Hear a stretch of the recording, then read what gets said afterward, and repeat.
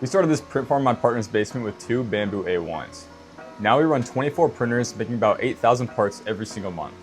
In this video, I'm going to show you exactly how we manage everything to keep these printers running 24/7 and some of the automation systems that we're building out to help us scale even further. In case you didn't already know, we launched our company about 14 months ago in my partner's basement with just a couple $1,000s. We spent that money building the first prototype of our original product and then ended up launching it on Kickstarter.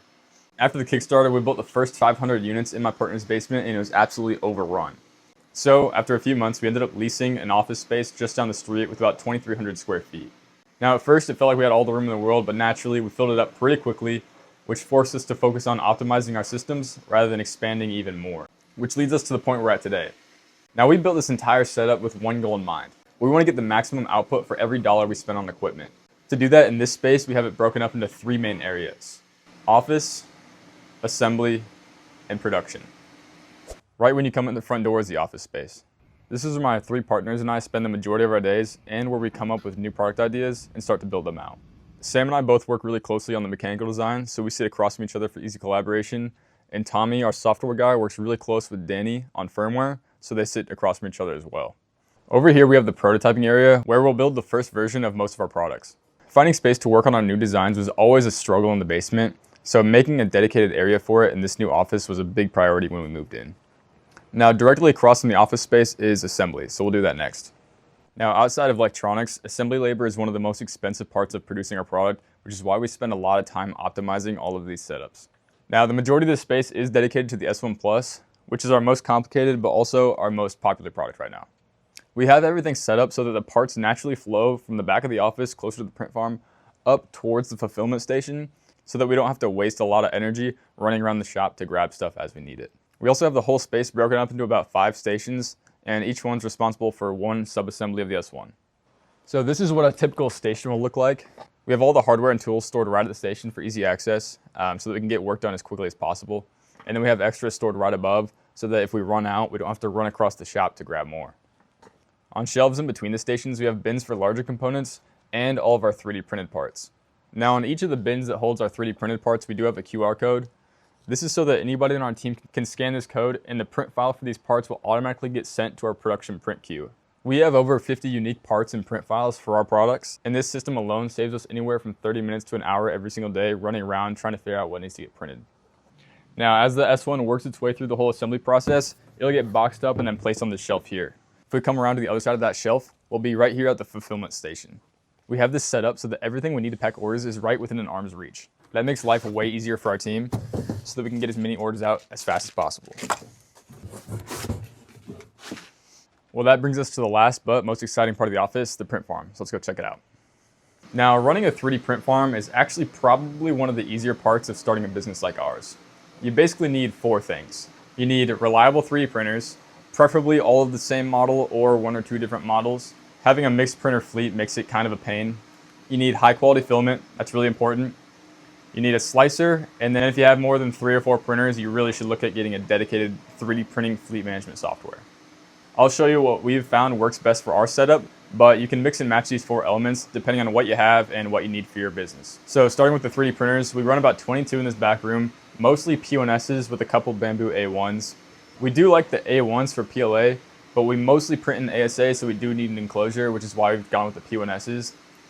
We've only seen a marginal benefit from getting more expensive printers, so as far as getting the most for our money, this is the best option for us. And before somebody comments, don't worry, we do keep this door closed throughout the day, and we spent probably about $1,000 on air filtration system for in here to keep the air nice and clean so that we're not breathing in these fumes all the time. For material management, we are running an S1 Plus on every single printer, and these let us load up 2 spools so that when one runs out, it'll automatically switch over to the next one without pausing the print, and that just keeps the printers from sitting idle all night from filament run out. We could run larger spools, but up top we run 1 kilograms, and that's for a very specific reason. First is because they're easier to get and they just tend to be in stock more often. And second is because we'll go through a 1 kilogram spool in about a day, so we don't really have to worry about moisture as much. If we were running 5 kilogram spools, they'd be out for about a week or 2, and that'd be a much bigger problem for us. For the filament itself, we are using Polymaker. We've tried getting cheap filaments in bulk from China in the past, but we had really big problems with the diameters being inconsistent and dust from the filament clogging up the nozzles. And what we ended up finding was that spending a couple extra bucks per roll on some high quality filament significantly increased our production output and reduced our workload for maintenance on the printers, which makes it worth it for us. Now, my personal favorite part of the print farm is the software, so let's talk about that for a second. Once you have some reliable 3D printers and some good quality filament, there's really only one way to get more output out of your setup, and that's to keep your printers running more often, which means 24 hours a day, 7 days a week. Now, running your 3D printers 24 hours a day seems fairly straightforward. You just do 2 big 12-hour prints, but the problem that you'll actually run into is doing it consistently and printing the right stuff. We had a really big problem at one point with people printing either outdated files or just the wrong file altogether, and it would significantly slow down our production output out in the assembly area.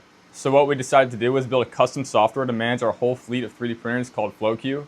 And how it works is pretty simple. It'll let you go in and schedule out a whole production print queue, and you can either add prints to the queue manually or using the QR codes like I mentioned earlier. And then as printers become available, FlowQ will automatically route jobs to them based on the printer model and filament type. Now, there's a few ways that this really saves a lot of time for our team. The first is having the shared file storage across all your printers.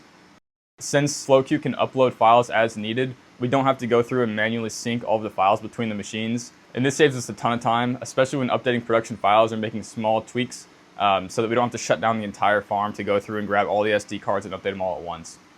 And then the second is just keeping track of what needs to get printed next. After we had just a few printers, scheduling out jobs started to become really complicated and it wasted a lot of time for our team. So having that one central print queue has really helped out with our production volume. Now, once we got all of these machines set up on FlowQ, we wanted to take it a step further and fully automate some of them, which is what we've done to these 4 down here. So I'll show you that next. These 4 machines down here are fully automated, and they spend all day printing our S1 Plus sides. The basics of how this works is pretty simple. Every time a print finishes, the tool head will come by and sweep the parts off the print bed and knock them down into these bins below. Now, you can build a setup like this with a few different systems. I know Farm Loop's a really good one, or you can do what we've done and just modify the NG code in Bambu Studio. Once we slice up all the parts that we need, we can just load them up into our print queue and then adjust a couple settings so that FlowQ will automatically mark these machines as ready every time a print is knocked off. Now, the S1s for these machines are all located down below, and we can load up about 6 kilograms of filament, which you can test 5 days of nonstop printing. So these machines can run every weekend and over holidays, which has been super nice recently. The goal is to get all of these printers set up with a similar kind of automation system, but we'll need a way to open the door and eject smaller parts like these. Because of that, we're thinking about running the Farm Loop Stage 2 kit on all of these when it comes out. But if you guys have other ideas, definitely drop them down in the comments below. Well, that pretty much wraps up how we run our print farm on a day-to-day basis. All of the products and software that we're shown in this video are linked in the description, so if you're interested, definitely go check those out. Now, if you guys have any specific questions about our setup, definitely drop them down in the comments below, and we'll try to answer as many of those as we can. And as always, thanks for watching.